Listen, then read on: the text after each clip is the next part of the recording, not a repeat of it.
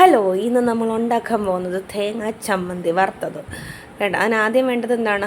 Course തേങ്ങയ്ക്കകത്തോട്ട് കുറച്ച് ഉള്ളി, കുറച്ച് വെളുത്തുള്ളി, കുറച്ച് ഇഞ്ചി കുനുകുന അരിഞ്ഞിട്ട് ഇടുക, കുറച്ച് കുരുമുളക് ഇടുക, കുറച്ച് മല്ലി ഇടുക, പിന്നെ കുറച്ച് വറ്റൽ മുളക്. ഞാൻ എടുക്കുന്നത് പിരിയമുളകാണ് കേട്ടോ, എരിയില്ലാത്ത പിരിയമുളക്. അതിനെ അങ്ങോട്ട് ഇങ്ങനെ നുറുക്കി ഇടണം, കാരണം വലുതായിട്ട് ഇട്ട് കഴിഞ്ഞാൽ ചിലപ്പോൾ അത് മൂത്ത് വരാൻ പാടാം.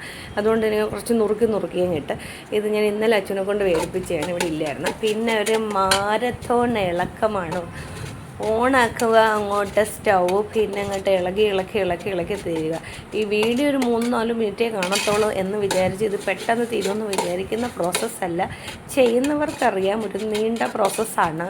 കാരണം ഞാനിത് ഇത്രയും പ്രതീക്ഷിച്ചില്ല ഇത്രയാവുക. ഞാനൊരു 2 തേങ്ങയ്ക്കാണ് എടുത്തത്. 2 തേങ്ങ മൊത്തം എടുത്തില്ല, ഒരു 1.25 തേങ്ങ എന്നൊക്കെ പറയാം, അത്രയ്ക്കും വേണ്ടി എടുത്തതാണ്.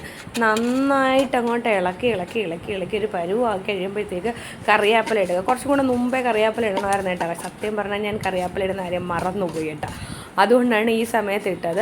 കറിവേപ്പില കുറച്ചും കൂടെ മൂക്കുന്നതിന് മുമ്പായിട്ട് ഇടണം, അപ്പോൾ കറിവേപ്പില നന്നായിട്ട് മൂത്ത് വരും. പക്ഷേ ഇത് കുഴപ്പമില്ലായിരുന്നു, എന്നാലും കുറച്ചും കൂടെ മുമ്പെയാണ് സത്യത്തിൽ ഇടേണ്ടത്. ഞാൻ ഇട്ടില്ല. പണ്ടൊക്കെ വീട്ടിൽ അച്ഛനൊക്കെ ഗൾഫിൽ നിന്ന സമയത്ത് വീട്ടുകാരൊക്കെ ചെയ്യുമായിരുന്നു. പിന്നെ അത് മൂത്തൊരുവിധമായി ഒന്ന് ചൂട് പോകുന്നതിന് മുമ്പ്, ഗ്യാസ് ഓഫ് ചെയ്യുന്നതിന് മുമ്പ് ഒരു നെല്ലിക്ക വലുപ്പത്തിൽ പുളി എടുത്തിട്ട് അതിനെ ഒന്ന് പിച്ചി കീറി അതിനകത്ത് ഇടുക, കാരണം പെട്ടെന്ന് പൊടിഞ്ഞെടുക്കാൻ വേണ്ടിയിട്ടാണ്. പിന്നെ കുറച്ച് ഉപ്പും കൂടി ഇടുക.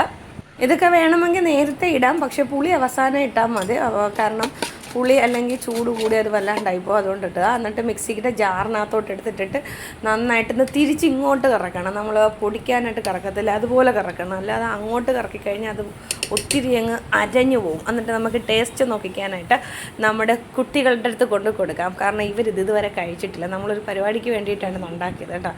അവനിത് ആദ്യമായിട്ടാണ് കഴിക്കുന്നത്, കാരണം ഇവിടെ ആരും കഴിച്ചിട്ടില്ല. അപ്പോൾ ഗൗരിക്കും കൊടുത്ത്, ഗൗരിക്ക് കുരുമുളകിൻ്റെ എരി നിൽക്കുന്നെന്നും പറഞ്ഞ് കൊള്ളത്തില്ല എന്നൊക്കെ പറഞ്ഞ്. പക്ഷേ സാധനം കൊള്ളായിരുന്നു. നമ്മളിത് മുമ്പേ കഴിച്ചിട്ടുള്ളതാണ്. നമ്മളിവിടെ വീട്ടിൽ ആർക്കും ഗൾഫിലൊക്കെ പോകുമ്പോൾ അവർക്കൊക്കെ ഉണ്ടാക്കി കൊടുക്കും. ഇതായിരുന്നു സംഭവം. ഞാനിതിനെ നന്നായിട്ട് തണുപ്പിച്ചെടുത്ത്, കാരണം ഒരു ടിന്നിനകത്ത് ഇട്ട് വെക്കാൻ വേണ്ടിയിട്ട്. പക്ഷേ നല്ല ടേസ്റ്റ് ഉണ്ടായിരുന്നു. ഇതിനകത്ത് ഉണക്കയൊക്കെ ചേർത്തിട്ടാണ് പണ്ട് വീട്ടിലൊക്കെ ചെയ്തുകൊണ്ടിരുന്നത്. ഇപ്പോൾ ഉണക്കയൊന്നും ചേർത്തില്ല, നമ്മളല്ലാണ്ട് ചെയ്തതാണ്. അതിനെ ഞാനൊരു ടിന്നിനകത്താക്കി ഇട്ട് അടച്ചു വെച്ചു. ശുഭം.